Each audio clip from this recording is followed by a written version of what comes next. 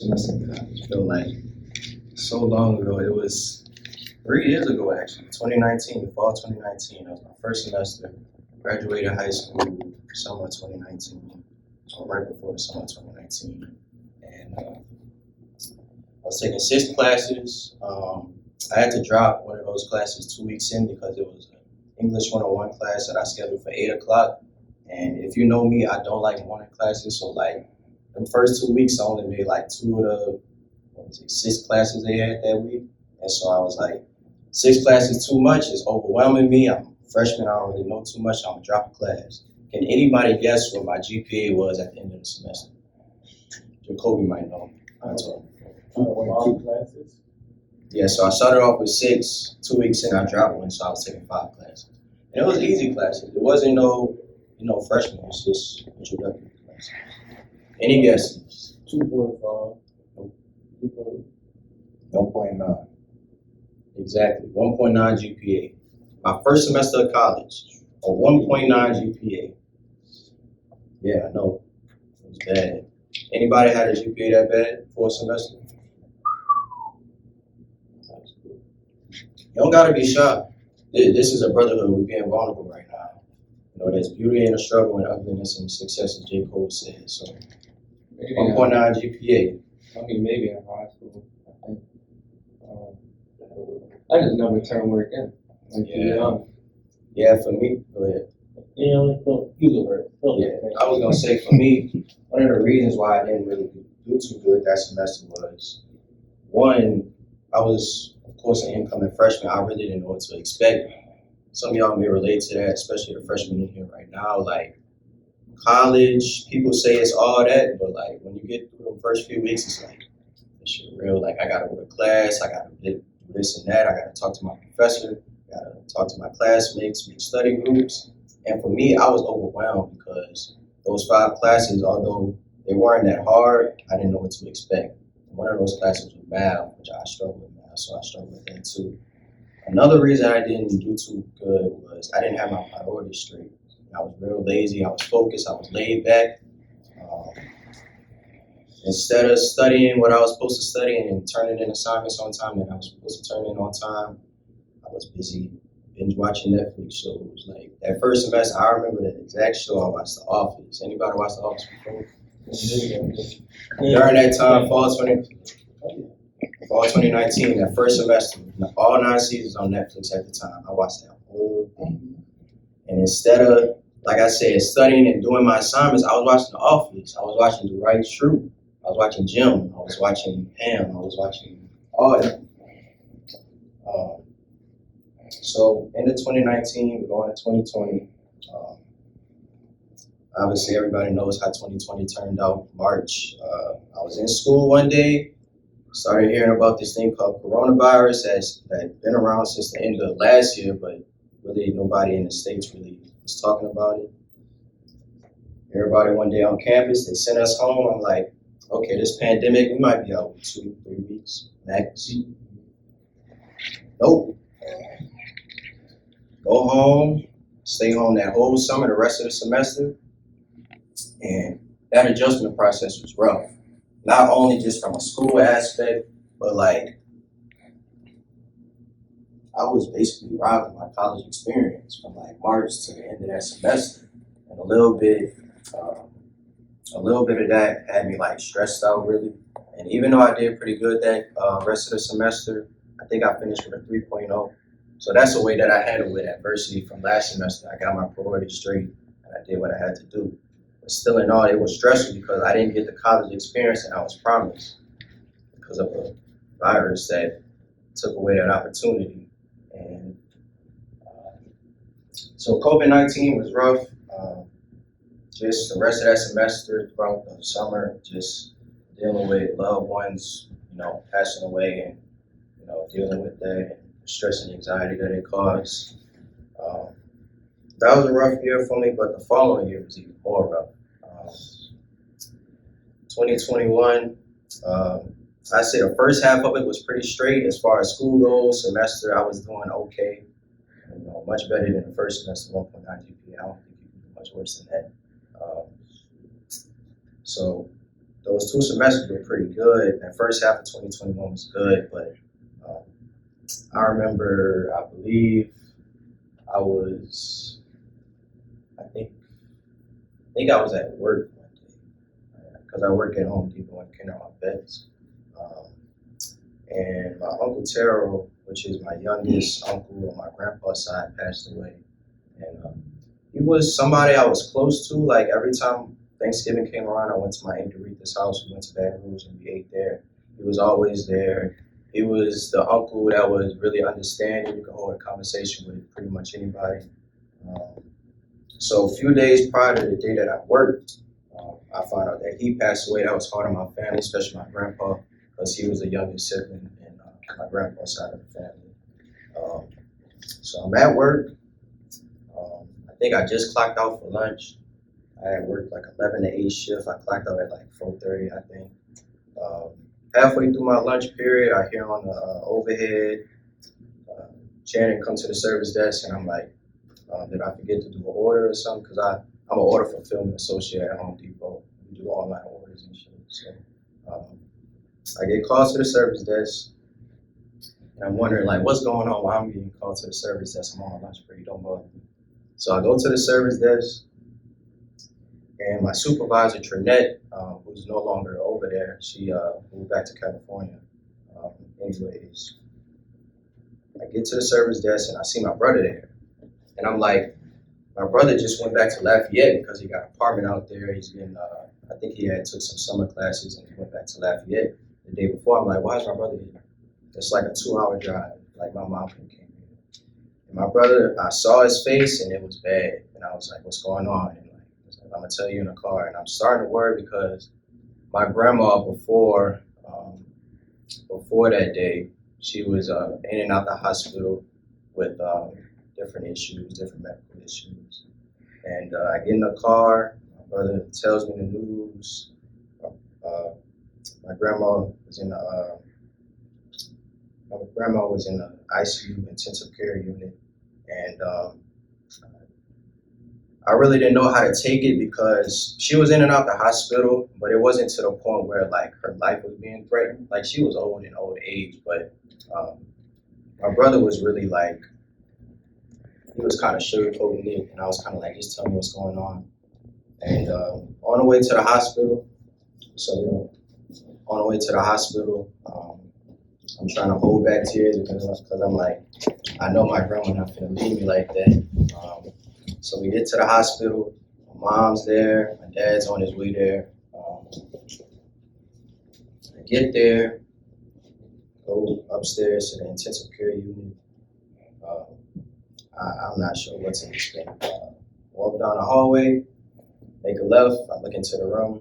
My grandma's all these tubes hooked up to her, and she looked like the life got sucked out of her. And when I tell you, like, I haven't cried like that in my life before because even though I think it's safe to be vulnerable and open with your feelings and stuff, I really don't cry like it takes a lot to cry like something like that or just something tragic would have to happen to me personally. When I saw her in that bed with all them tubes hooked up to her, I'm telling you, man, I got on my knees. I started crying like profusely. Like I was calling out to God, why, God? Why?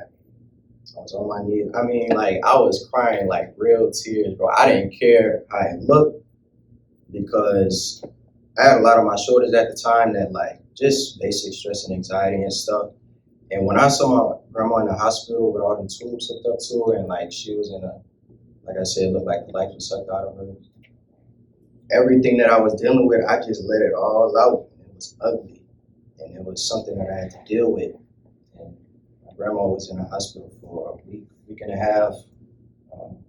After I saw that day in the ICU, it was really hard on me and my brother. Like, we'd be driving home and we'd just be talking about, you ever have a conversation with your bro about life? Just like general stuff that's like you really don't talk about every day. And we was talking about that and me and my brother would like talk about life and start crying and be like, I love you, bro. Because life, you really can't take it for granted. Like we all here right now, it's a blessing, but tomorrow we can all be gone. And that's reality, that's the truth. So that was adversity that I had to deal with, and it didn't get any easier.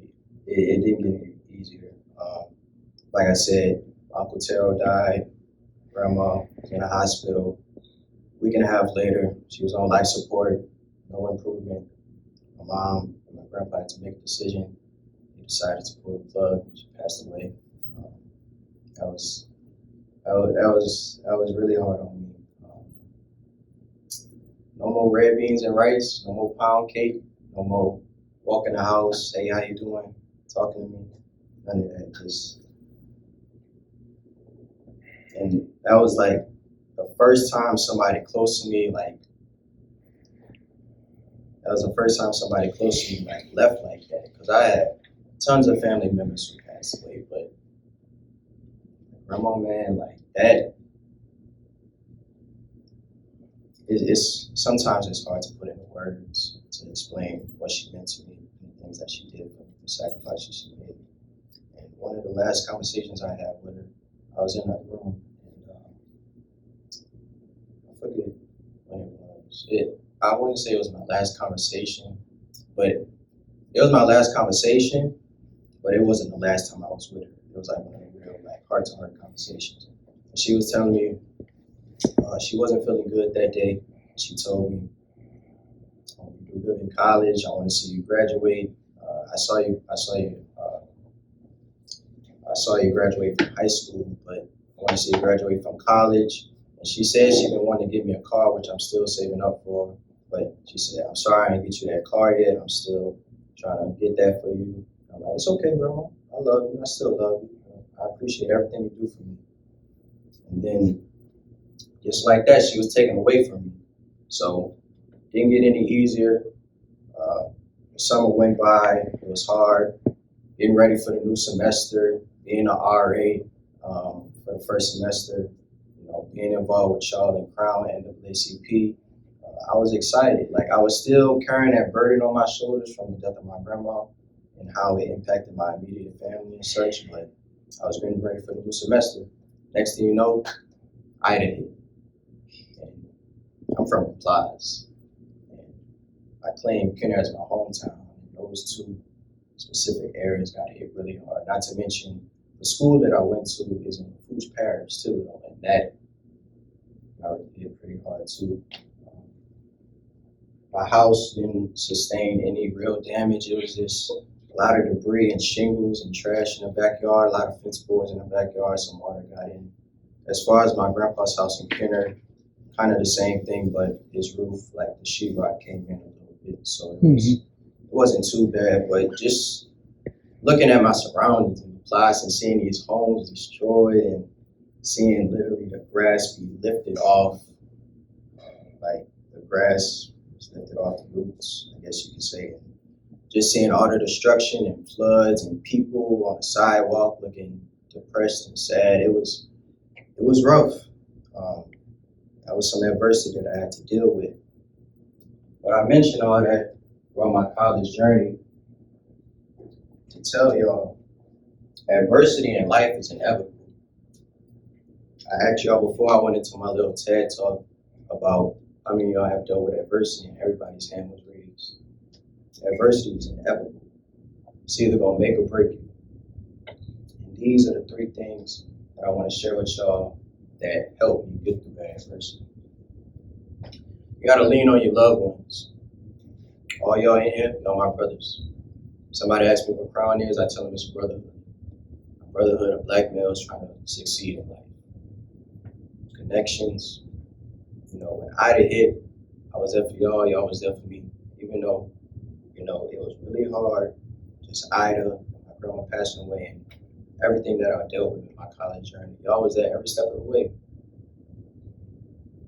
Lean on your loved ones. Lean on your Crown brothers. Because like the motto said, in this brotherhood, a king can't be a king without the strength of his own brothers. And to me, that's the best part of the Crown motto. It's the last part. It's the best part. A king can't be a king without the strength of his own brothers. You can't do this life shit alone. You're going to need somebody to help you. You're going to need brothers along the way to lean on. So lean on your loved ones. The second point I would make is that it's okay to go through adversity. It's okay to fail. Like I just mentioned, adversity is inevitable. Everybody's going to deal with adversity, whether that be school, whether that be personal problems. Sometimes it's control, like your grades. Like for the most part, you can control how you do in school. You can control, what you want to pursue in life. Some of it's uncontrolled, like a hurricane. You can't control a hurricane. You can't control natural disasters. You can't control the death of a loved one. For the most part, you can't control that. So understand that it's okay to deal with adversity. Some of y'all are incoming freshmen. Y'all gonna deal with adversity. It's gonna get hard. There gonna be times you're gonna be like, why am I doing this? You wake up in the morning, like my man said, Jashawn, 7:30 class. Why am I waking up for the 7:30 class? Do I need this 7:30 class? That's the adversity you're gonna have to deal with. You gotta have the mental fortitude and wherewithal to deal with that. And the last point that I will leave with is to know your purpose. There's a Bible verse that I love, Matthew 22:14. Does anybody know it? Many are called, but few are chosen. I'm going to say it again. Many are called, but few are chosen.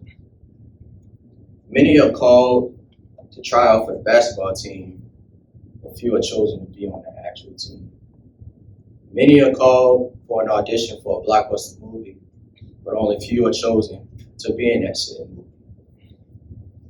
Many are called, but few are chosen. Everybody in this room, everybody's been chosen. Ronaldo King's been chosen. Carlos Firo's been chosen. Jashawn's been chosen. John's been chosen. Kerry's been chosen. Alan's been chosen. Jacoby Westbrook, Farron Clark. Everybody in this room has been chosen.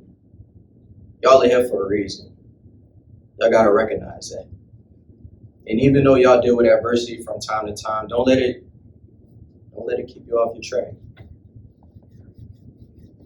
So that's really what I wanted to talk about, adversity. I want to leave off one of these Bible verses that I live by. And the thing I love about the Bible is even though some of y'all may not believe in God or are devout Christians, the Bible has verses that can be used as practical lessons. And it doesn't have to be religious or spiritual, like treat people the way you want to be treated. They have a lot of lessons in the Bible that you can take and use in your life, regardless of what you believe. So this Bible verse that I want to leave y'all with is Romans 12:12.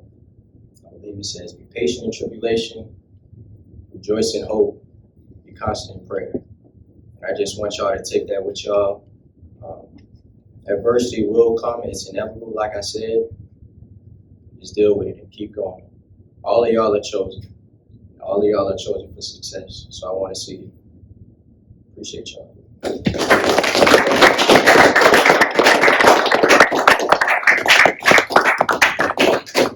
You said one of the things you want to believe in is to find your purpose or know your purpose.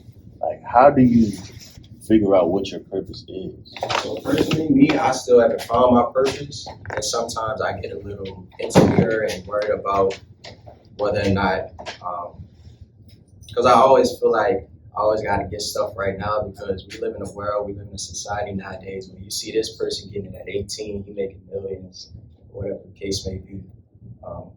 I feel like a lot of it is just trying new things and seeing where you fit in that, and just feeling like trying new things, seeing where you fit in that, and trying your best to recognize where you're needed in the world. But like I said, all of y'all are chosen.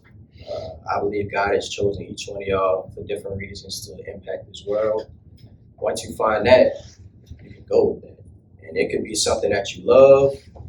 I encourage you to do something that you're passionate about, whether that be sports, art, writing, whatever the case may be. Because I know we got a lot of different majors in here. Got a lot of different goals and aspirations. So as far as finding your purpose, just trying new things, applying yourself, and just, trusting in what you're doing. Any more questions?